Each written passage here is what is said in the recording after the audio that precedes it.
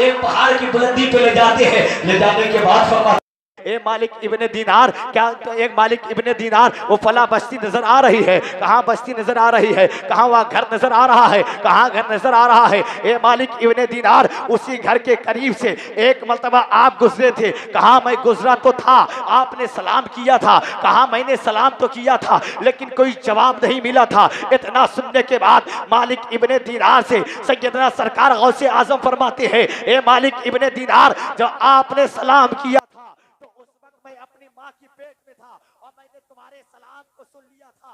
अगर मैं चाहता तो उसी वक्त तुम्हारे सलाम का जवाब दे देता, लेकिन मुझे डर था मेरी माँ डर जाती। ओ सुनियो, अपने मुकद्दर पे कुर्बान जाओ।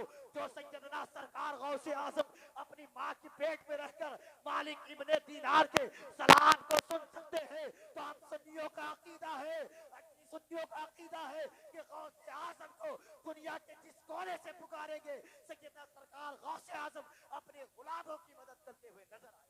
वाह वाह वाह वाह, सुभान अल्लाह। नारे तकबीर, नारे रिसालत, मसलके आला हजरत, शाने गौसे आजम, करामाते गौसे आजम, सुभान अल्लाह, माशाअल्लाह।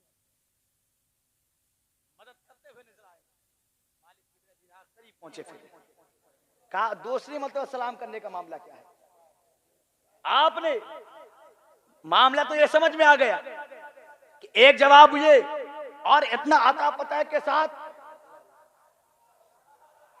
पते के साथ वालेकुम अस्सलाम ए मालिक इब्ने दीनार, आखिरकार मामला क्या है। सैयदना सरकार गौसे आजम के करीब मालिक इब्ने दीनार पहुंचे, का मामला क्या है। मेरे बड़े पीर दस्तगीर फरमाते हैं, सुनो सुनो, जब मैं आलमे अरवाह में था, रूह की दुनिया में था, आलमे अरवाह में था, तो अल्लाह ने तमाम रूहों को इकट्ठा किया और इकट्ठा करने के फर्ज फरमाया, अलस्तु बिरब्बिकुम, क्या मैं तुम्हारा रब नहीं हूँ। तो तमाम रूहों ने कहा था, बे मौला तू मेरा रब है। तो मेरे बगल में तुम्हारे बाप इब्ने दीनार की रूह थी, इब्ने दीनार की रूह थी। याद रखो, जब तुमने सलाम किया तो तुम्हारे बाप की रूह से जो खुशबू आ रही थी मैंने पहचान लिया, ये कोई और नहीं इब्ने दीनार का बेटा मालिक है। अब अंदाजा लगाओ मुसलमानों, जो गौसे आजम बाप की रूह की खुशबू से बेटे को पहचान ले, तो हम सुन्नियों का अकीदा है वो गौसे आजम अपने गुलामों को क्यों नहीं पहचानेंगे। क्या बात है, वाह वाह वाह वाह, सुभान अल्लाह, माशाअल्लाह।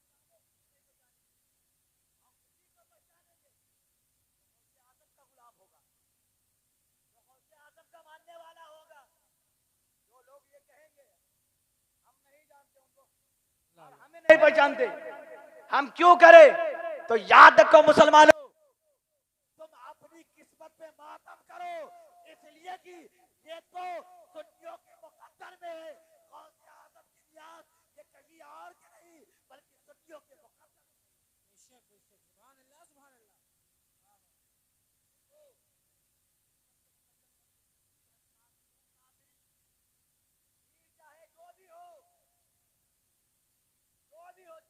इस सिलसिले से मुरीद हो, लेकिन वाहिद एक पीर है वो, बाकी सब मुरीद हैं। एक पीर का नाम बड़े पीर दस्तगीर अब्दुल कादिर जीलानी है। अब कोई ये सोचे मैं बरकाती हूं, मैं वाहिदी हूं, मैं हशवती हूं, मैं इस्माइली हूं, मैं वासी हूं, तो याद रखो मुसलमानों, जो भी सिलसिला है हर सिलसिला जाकर मिलता है वो सैयदना सरकार गौसे आजम की बारगाह में।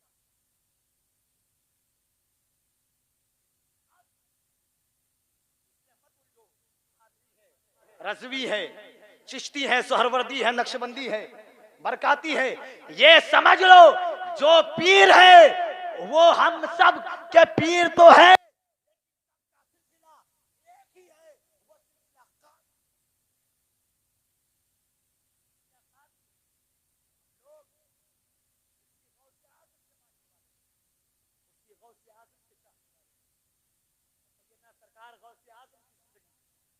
अगर मुताला करोगे तो आपको पता होगा आज हमारा आपका मामला क्या है।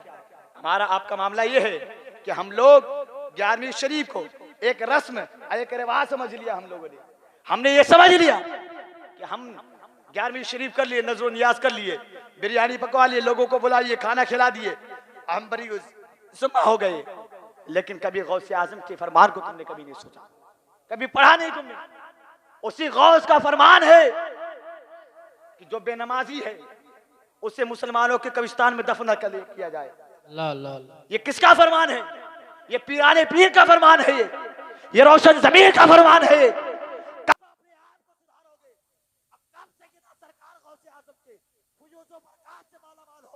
सबसे पहले अपने किरदार का जायजा लो, अपने आप को सुधार लो। यकीनन अगर अपने आप को सुधार लिया तो तुम्हारी जिंदगी भी कामयाब हो जाएगी, आखिरत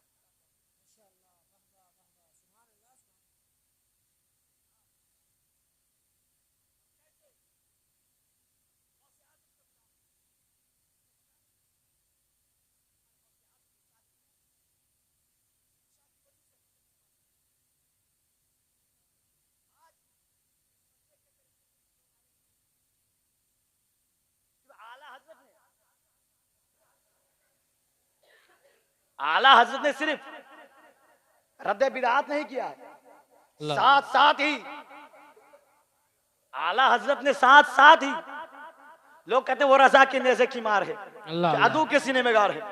मैं पूछना चाहता हूं, आला हजरत ने जितनी सख्ती के साथ बदअकीदे के खिलाफ निकाह है, उतनी सख्ती के साथ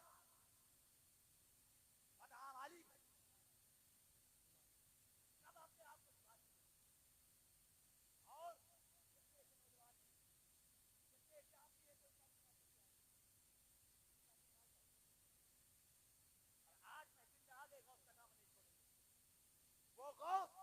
जो 40 साल तक ईशा की वजू से फजर की नमाज अदा करते रहे।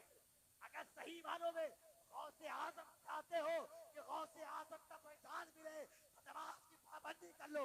यकीनन अगर नमाज की पाबंदी कर लोगे तो तुम्हारी जिंदगी कामयाब होगी।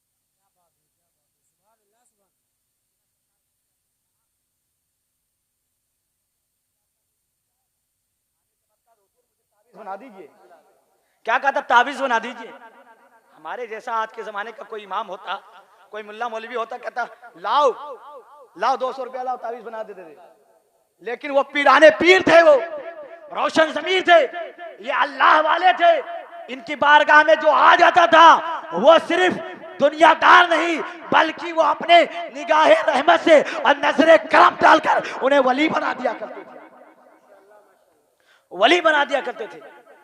सैयदना सरकार गौसे आजम की बारगाह में आया, कहा हुजूर ताबीज बना दीजिए।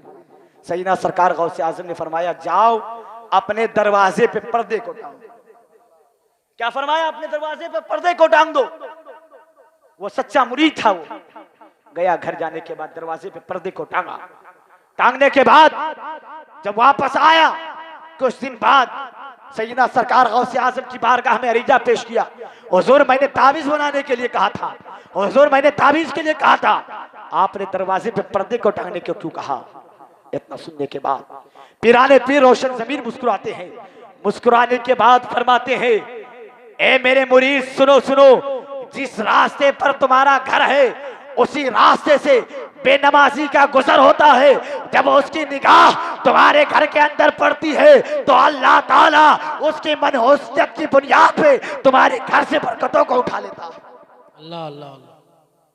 अंदाजा लगाओ मुसलमानों, जिस घर के अंदर बेनमाजी की निगाह पड़ जाए उस घर से अल्लाह रब्बुल इज्जत बरकत को उठा लेता है।